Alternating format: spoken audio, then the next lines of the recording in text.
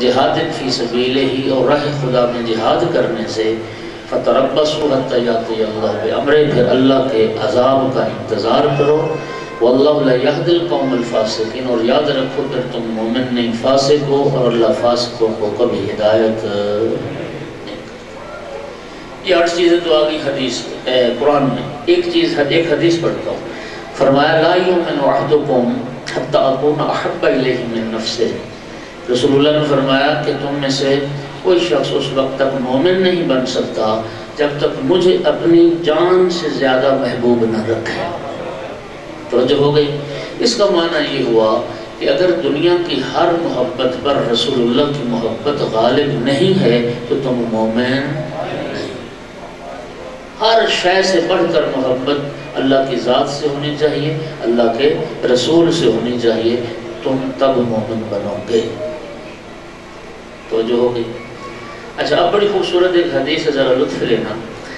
کسی نے نبی کریم سے سوال کیا، یا رسول اللہ آپ اپنی محبت کی کوئی علامت اور نشانی بیان کر دیں جس سے ہمارے دلوں کو یہ اطمینان ہو جائے کہ ہم واقعاً رسول اللہ سے محبت کرتے ہیں، ہم رسول اللہ کے عاشق ہیں اور رسول کے دیوانے ہیں۔ جس طرح حضرت داؤد علیہ السلام سے حضرت داؤد کی امت نے سوال کیا تھا، یا نبی اللہ سے کوئی علامت پوچھ کے بتائیں کہ اللہ تعالیٰ اپنی رضا کی کوئی علامت بیان کر دے جس سے ہمیں یہ پتہ چل جائے کہ اللہ ہم سے راضی ہے۔ حضرت داؤد نے یہ سوال جب بارگاہ رب العزت میں پیش کیا، رب کی طرف سے جواب آیا، میرا داؤد میرے بندوں سے کہہ دو کہ میری رضا کو معلوم کرنے کا طریقہ تو بڑا آسان ہے، جو بندہ میری قضا پر راضی ہے میں اللہ اس سے راضی ہوں، جو رب کے فیصلے پر راضی ہے میں اس سے۔ اچھا، اب یہی سوال میں خاتم النبیین کی بارگاہ میں کرنے لگا ہوں۔ ہم اپنے آقا سے رسول اللہ سے سوال کرتے ہیں، یا رسول اللہ آپ بھی اللہ تعالیٰ کی رضا اور ناراضگی کی کوئی علامت بتا دیں جس سے ہمیں یہ پتہ چل جائے کہ اللہ راضی کن سے ہے اور اللہ ناراض کن سے ہے۔ حدیث کا ذمہ دار ہوں، شیعہ سنی نے اپنی حدیث کی کتابوں میں یہ حدیث نہ لکھی ہو تو میں مجرم ہوں۔ سرکار دو عالم نے فرمایا ان اللہ یغضب لغضب فاطمہ و یرضی لرضاها، اللہ اس سے غضبناک ہوتا ہے جس سے بطول غضبناک ہو جائے، اللہ اسی سے راضی ہوتا ہے جس سے بطول راضی ہو جائے۔ سیدہ اللہ اکبر، یا رسول اللہ، یا سیدہ طاہرہ کے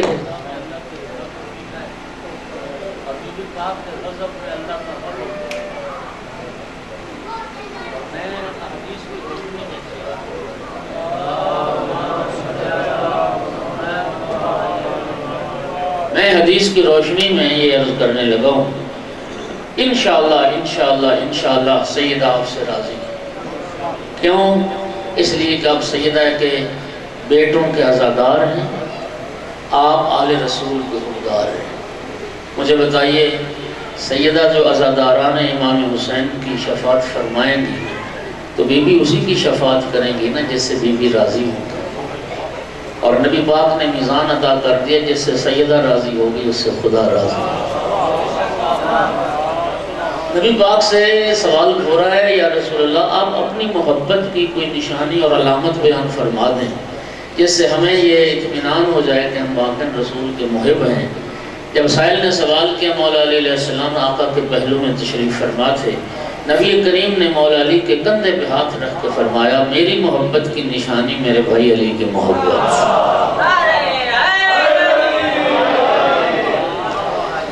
میری محبت کی نشانی میرے بھائی علی کی محبت ہے۔ اس لیے نبی کریم کی حدیث پڑھ رہا ہوں، فرمایا یا علی کذب من زعم انه يحبني ويبغضك، یا علی جھوٹ بولتا ہے وہ شخص مجھ سے محبت کا دعویٰ کرے اور تجھ سے بغض رکھے۔ رسول اللہ آل رسول سے بغض رکھ کر رسول سے محبت ہو ہی نہیں سکتی۔ اور پھر آیت مودت ہر مومن کے دل پر نقش ہے، قُلْ لَا أَسْأَلُكُمْ عَلَيْهِ أَجْرًا إِلَّا الْمَوَدَّةَ فِي الْقُرْبَى۔ جب یہ آیت نازل ہوئی آپ نے ہزاروں بار سنا، جب جناب جابر نے پوچھا، ابو سعید خدری نے پوچھا۔ اچھا یہ سوال ذرا سنیے گا، رسول اللہ سے اس آیت کے نازل ہونے کے بعد سوال یہ کیا، یا رسول اللہ من قرابت کالذین وجبت علینا مودتہم وجبت علینا، یا رسول اللہ آپ کے وہ کون سے قرابت دار ہیں جن کی مودت ہم پر واجب ہے؟ یعنی صحابہ کو یہ بات سمجھ آ گئی تھی کہ پیغمبر کے قرابت داروں کی مودت ہے تو واجب پوچھ ہی رہے تھے وہ قرابت دار ہیں کون جن کی مودت۔ تو مودت اور محبت میں آل رسول رسول اللہ کے ساتھ شریک ہے۔ وقت تھوڑا کیا کروں، میں 3 بجے کا آیا بیٹھا ہوں، یہ ناراض نہ کہ میں لیٹ آیا ہوں، 3 بجے کا آیا ہوں۔ پھر یہ ملک صاحبان جائیں، انہوں نے کہا جی دعائی آپ نے کروانی، بس دعا کے لیے ٹائم بچا ہے، بس کیا کہا۔ دوسری چیز جس میں آل رسول رسول اللہ کے ساتھ شریک ہیں برابر کے، وہ درود و سلام ہے۔ توجہ جائیں، میں حوالے محفوظ رکھتا ہوں احادیث کی کتابوں کے بھی اور تفاسیر کے بھی، اہل سنت کے۔ جب آیت صلوات نازل ہوئی، ان اللہ و ملائکتہ یصلون علی النبی یا ایھا الذین آمنوا صلوا علیہ وسلموا تسلیما، اس آیت کے نازل ہونے کے بعد صحابہ کرام نے سوال کیا، یا رسول اللہ آپ کی ذات پر درود پاک کیسے پڑھا جائے؟ خدا کی قسم کھا کے کہہ رہا ہوں 2 طرح کا طریقہ نبی نے حدیث میں بیان فرمایا اور اہل سنت منابع میں ہے۔ ایک یہی طریقہ، اس طرح پھر سرکار نے فرمایا درود پڑھو اللہم صلی علی محمد و آل محمد۔ دوسرا درود ابراہیمی ہے، فرمایا یوں درود پڑھو اللہم صلی علی محمد و آل محمد کما صلیت علی ابراہیم و آل ابراہیم انکا حمید مجید۔ اس کے علاوہ تیسرا طریقہ، سامعین گرامی آپ خوش نصیب ہیں، قوم شیعہ جو درود نماز میں پڑھتی ہے، مجلس میں بیٹھ کے بھی وہی پڑھتی ہے، سفر میں بھی وہی پڑھتی ہے، حضر میں بھی وہی پڑھتی ہے۔ باقی مسلمانوں کا نماز والا درود اور ہے، نماز کے علاوہ والا درود اور ہے۔ ایسا ہے یا نہیں؟ آپ ہمیشہ یہ درود پڑھتے ہیں نا، اللہم صلی علی محمد و آل محمد، مجلس میں بھی بیٹھ کے وہی درود پاک، جب بھی ذکر درود کرتے ہیں تو یہی درود پاک پڑھتے ہیں۔ اچھا باقی مسلمانوں میں اب 2 طبقے ہیں، ایک طبقہ جو درود پڑھتا ہے ان کی تقریریں سن لیں، ان کی کتابیں پڑھ لیں، آقا کا نام آئے گا تو درود پتہ کیا لکھا ہوگا، صلی اللہ علیہ وسلم، آل کو نکال دیا، آل کو ان کی تقریروں۔ اب تو درود بھی شارٹ کٹ پڑھا جاتا ہے، جس طرح واٹس ایپ پہ میسج شارٹ کٹ ہوتے ہیں نا، ایک یہ الگ زبان ایجاد ہوئی ہے، نہ انگریزی ہے نہ اردو ہے، یہ علیحدہ زبان ہے اس دور کی جو واٹس ایپ کی زبان ہے۔ درود بھی شارٹ کٹ صلی اللہ علیہ وسلم ختم، نبی کریم صلی اللہ علیہ وسلم۔ سامعین گرامی حدیث اگر اہل سنت کے منابع میں نہ ہو میں مجرم ہوں، نبی کریم نے فرمایا تھا لا تصلوا علی الصلاۃ البترا، مجھ پر دم بریدہ اور دم کٹا درود نہ پڑھا کرو۔ قیل وما هي الصلاۃ البترا یا رسول اللہ، یا رسول اللہ وہ دم بریدہ درود کیا ہے؟ فرمایا مجھ پر پڑھا جائے میری آل پر نہ پڑھا جائے۔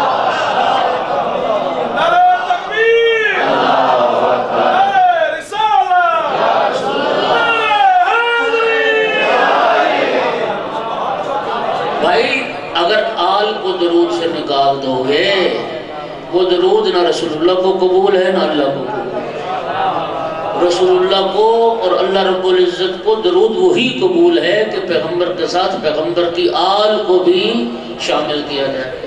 ابھی حاجی صاحب بھی ذکر کر رہے تھے، امام شافعی کی وہ جو حدیث معذرت چاہتا ہوں معروف ربائی ہے، وہ اسی آیت مودت کے ذیل میں وہ ربائی ہے، یا اہل بیت رسول اللہ حبکم فرض من اللہ فی القرآن انزلہ قفاکم من عظیم القدر انکم من لم یصلی علیکم لا صلاۃ لہ۔ امام شافعی کہتے ہیں اہل بیت رسول آپ کی عزت و عظمت کے لیے اتنی ساری بات کافی ہے، جو بندہ نماز پڑھے نماز میں آپ کی ذات پر درود نہ پڑھے، آل محمد پر درود نہ پڑھے، اللہ اس کی نماز کو قبول نہ۔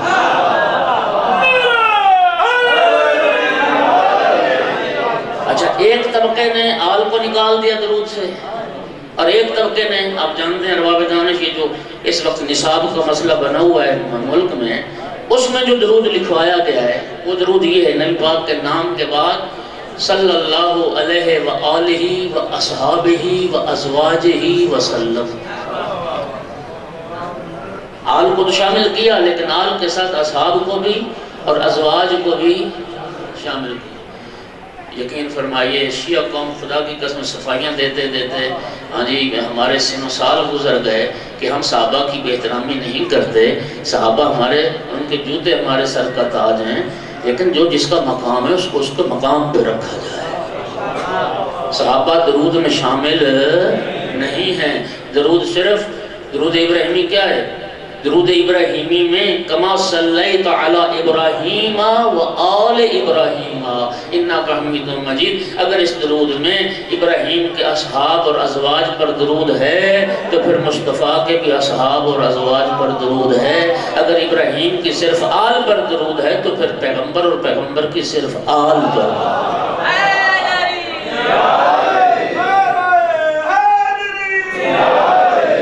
ایک بات اور سن لو، خدا کی قسم ٹھیک بات کر رہا ہوں، آپ تحقیق کر لیجئے، یہ صحابہ اور ازواج سے محبت کم ہے، اہل بیت سے بغض زیادہ ہے۔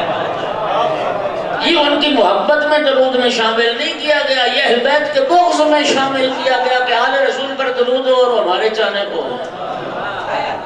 اچھا ایک بات اور ذرا سنیں، وہ بات یہ ہے، میرا سوال ہے، جب یہ آیت صلوات نازل ہوئی تھی ان اللہ و ملائکتہ یصلون علی النبی یا ایھا الذین آمنوا، اس وقت چک جلال الدین کے لوگ تھے، ہم تھے، جب یہ حکم آ رہا تھا اے ایمان والو تم بھی درود پڑھو، ہم تھے اس وقت؟ ہم نہیں تھے نا۔ پھر رسول اللہ نے فرمایا مجھ پر پڑھنا ہے اور میری آل پر پڑھنا ہے۔ اب جن نے پڑھنا ہے انہیں حکم دیا جا رہا ہے نا ایمان والو تم بھی پڑھو، تو وہ ایمان والے اس وقت کون تھے جنہیں درود پڑھنے کا حکم دیا جا رہا ہے؟ پیغمبر اور پیغمبر کی آل پر تو پڑھنا ہے۔ رسول اللہ کے زمانے میں یا ایھا الذین آمنوا کا مصداق کون تھے؟ وہ ایمان والے کون تھے اس دور میں جنہیں کہا جا رہا تھا کہ تم بھی درود پڑھو پیغمبر اور پیغمبر کی آل پر؟ وہ اصحاب اور ازواج تو تھے۔ اور میرا بھائی وہ لے کے درود نہیں ہے، انہوں نے درود پڑھنا ہے اور جن پر پڑھنا ہے وہ صرف پیغمبر اور پیغمبر کی آل ہے۔